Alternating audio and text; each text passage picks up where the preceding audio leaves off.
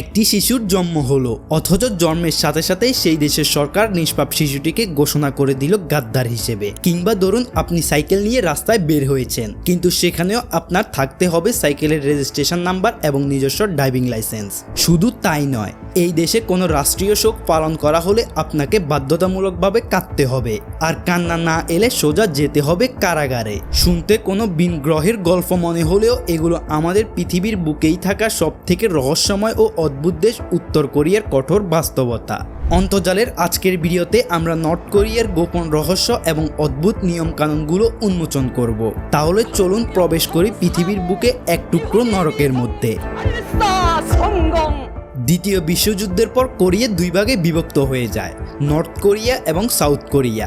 1948 সালে Kim ডাইনেস্টির Kim ইল সাংকে নেতা বানানো হয় এবং নর্থ কোরিয়ার democratic people's republic of Korea হিসেবে প্রতিষ্ঠিত হয়। কিন্তু এখানে কখনোই প্রকৃত অর্থে গণতন্ত্র গড়ে ওঠেনি। নর্থ কোরিয়ার ক্ষমতা ধরে রাখার জন্য আজ পর্যন্ত শুধুমাত্র একটি পরিবারই শাসন করে এসেছে। প্রথমে কিম ইল সাং, তারপর কিম জং ইল এবং এখন কিম ইল সাং এর নাতি কিম জং উন।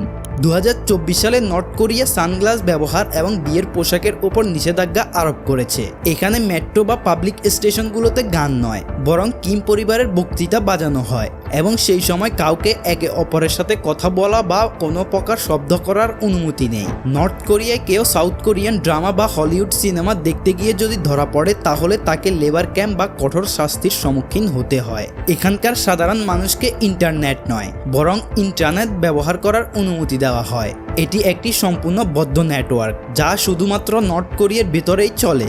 এই নেটওয়ার্ক রাষ্ট্র দ্বারা নিয়ন্ত্রিত হয় এবং নজরদারি করা হয় মানুষ কি দেখছে, কি পড়ছে এবং কি নিয়ে কথা বলছে।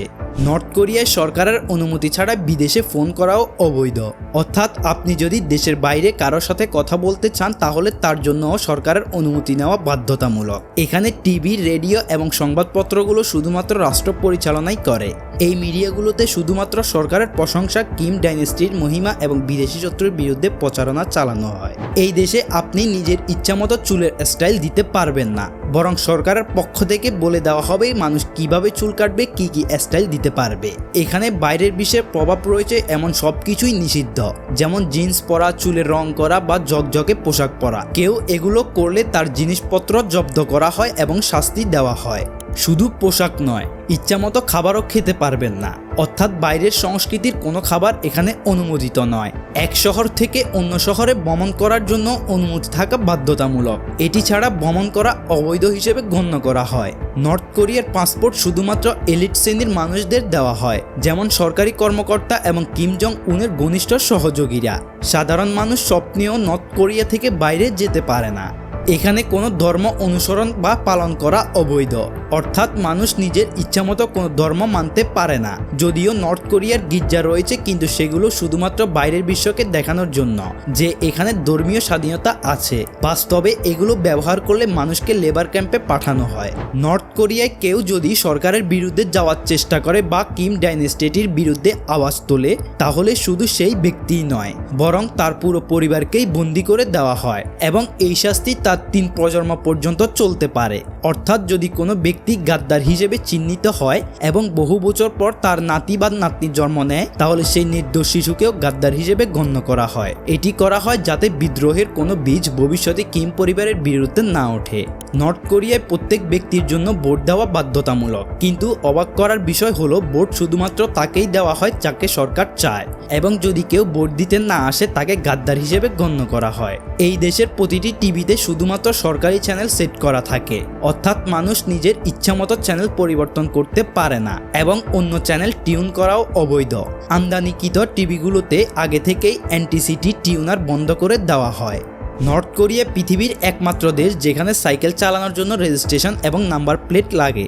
এমনকি সাইকেল চালানোর জন্য রোড সেফটি টেস্ট পাস করা এবং লাইসেন্স নেওয়া বাধ্যতামূলক। শুধু সাধারণ মানুষই নয়, বরং কোনো পর্যটক যদি এখানে যায় তার জন্য কঠোর আইন রয়েছে।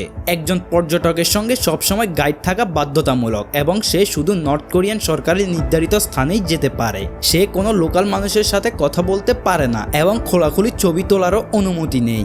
যদি কোনো পর্যটক কারো ইন্টারভিউ নিতে চায়, তাহলে সেটিও ট্যুর গাইডের অনুমতি ছাড়া সম্ভব নয়।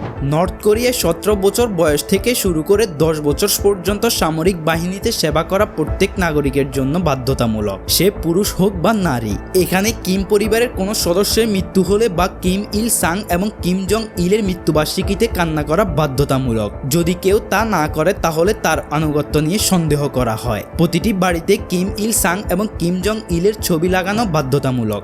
নর্থ কোরিয়া বিশ্বের থেকে বিচ্ছিন্ন থাকার পেছনে বেশ কিছু কারণ রয়েছে। প্রথমত, কিম শাসন ব্যবস্থা আশঙ্কা করে যে যদি মানুষ বাইরের বিশ্বের বাস্তবতা জানতে পারে তাহলে তারা সরকারের বিরুদ্ধে চলে যেতে পারে। তাই মিডিয়া, ভ্রমণ এবং ইন্টারনেট সবকিছুর ওপর কঠোর নিয়ন্ত্রণ আরোপ করা হয়েছে।